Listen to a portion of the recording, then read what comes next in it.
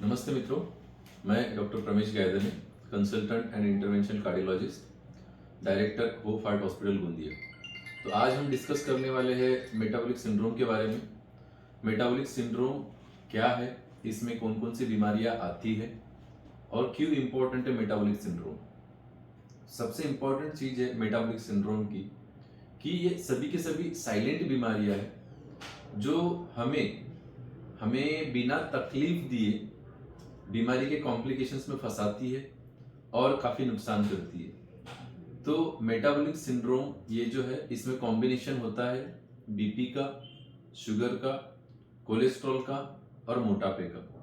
तो अगर हम देखेंगे बीपी, शुगर, कोलेस्ट्रॉल, मोटापा, ये सभी साइलेंट बीमारियां हैं। जरूरी नहीं है कि इनकी लक्षणें शुरुआती स्टेज में आपके हो। लक्षणें होती है लेकिन कई बार कॉम्प्लिकेशन जब स्टार्ट होती है तब होती है। और कॉम्प्लिकेशंस का ट्रीटमेंट और बीमारी का ट्रीटमेंट अलग है। कॉम्प्लिकेशंस को कंट्रोल करके हम बीमारी गायब नहीं कर सकते, लेकिन अगर हम बीमारी को शुरुआती जड़ से ही अगर उपचार दे तो हो सकता है हम उसे खत्म कर सके और आने वाले कॉम्प्लिकेशन से बच चुके। कई बार ऐसे ये होता है कि हम जो बीमारी है उसके शुरुआती दौर में कम खर्चे को डर जाते हैं, उसको कंट्रोल नहीं करना चाहते, रेगुलर फॉलोअप नहीं कराते। हमारे जो आंकड़े हैं बीपी के, शुगर के, कोलेस्ट्रॉल के, उन्हें नियंत्रण में नहीं रखते और इन्हीं के जो कॉम्प्लिकेशंस होते हैं, अटैक हो, लकवा हो, आंखों की तकलीफ हो, किडनी की तकलीफ हो, डायलिसिस हो, इसमें हम लाखों खर्च करने के लिए तैयार हो जाते हैं। तो बेसिकली जो आपके एक्सपर्ट्स बताते हैं साइलेंट बीमारियों के बारे में, उनको समझना बहुत जरूरी है। आपके एक्सपर्ट को मानना और उसके अनुसार आपके जीवन में बदलाव लाना, जांचें करना, रेगुलर ट्रीटमेंट लेना बहुत जरूरी है। क्योंकि इसीलिए वो एक्सपर्ट है कि उन्होंने साइलेंट बीमारियों के बारे में ज्यादा पढ़ाई की है। कई बार हम हमारे एक्सपर्ट की राय नहीं मानते, ये सोच के कि भाई मुझे तो कोई तकलीफ नहीं है, मैं क्यों जांच करूं, मैं क्यों उपचार करूं। लेकिन आज का ये जो अंधापन है आपका बीमारियों को लेके, कल बड़े बड़े कॉम्प्लिकेशंस के साथ आपको ले डूबता है। तो इसीलिए एक्सपर्ट की राय जरूर माने। और जो मेटाबॉलिक सिंड्रोम में बीपी, शुगर, कोलेस्ट्रॉल और मोटापा, इनके बारे में एटलीस्ट 40 की उम्र के बाद रेगुलर जांच कराना जरूरी है। क्योंकि आजकल की जो बीमारियां हैं काफी साइलेंट है, काफी रैम्पेंट है। अगर हम मेटाबॉलिक सिंड्रोम के बारे में बात करें तो लगभग मोटा मोटा आने वाले भविष्य में 4 में से 1 इंसान को मेटाबॉलिक सिंड्रोम निकलने वाला है।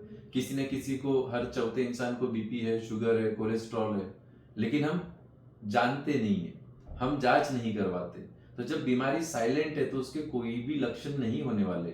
और जो बीमारी साइलेंट है उसको सिर्फ पूर्ववत जांचों द्वारा ही जाना जा सकता है, जिसे स्क्रीनिंग कहते हैं। तो स्क्रीनिंग, आज की स्क्रीनिंग आपके भविष्य के काफी पैसे बचा सकती है, आपके जीवन को बचा के रख सकती है और आपको स्वस्थ रख सकती है।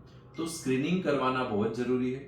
और इसमें सबसे इंपॉर्टेंट जो स्क्रीनिंग होता है वो होता है कार्डियो मेटाबॉलिक स्क्रीनिंग, जिसमें आपके हार्ट और मेटाबॉलिक बीमारियों के बारे में हार्ट तज्ञ से जांच करके जाना जा सकता है।